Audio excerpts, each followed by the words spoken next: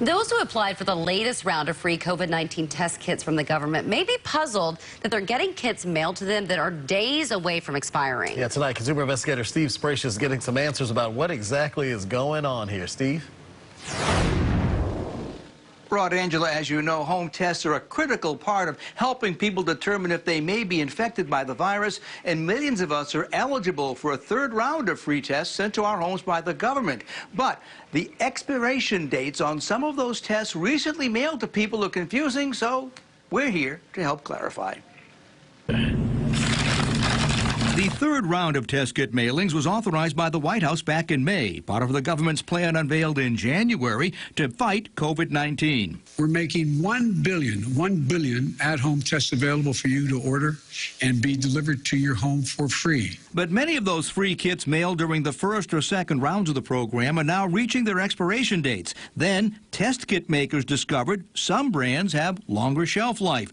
When the FDA examined the data, it agreed and set up this website to let people know which kits can be used beyond their printed expiration date and for how much longer.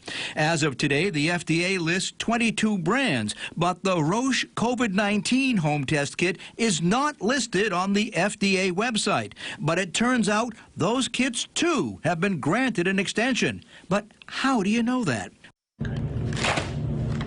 When these test kits arrived in the mail this week, they came with an expiration date of September 9th, just 3 weeks away. So I did some digging. On the back of the box, it lists a phone number for general support. When you sift through many menu options, you're finally led to a site that Roche itself has set up to determine the expiration date of the kit. To confirm the shelf life of your test, please visit our website. That leads you to this page where you enter the lot number of your test kit to find its new expiration date.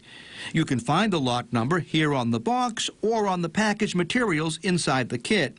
In the case of these newly mailed tests, the new expiration date is now December 9th, not September 9th.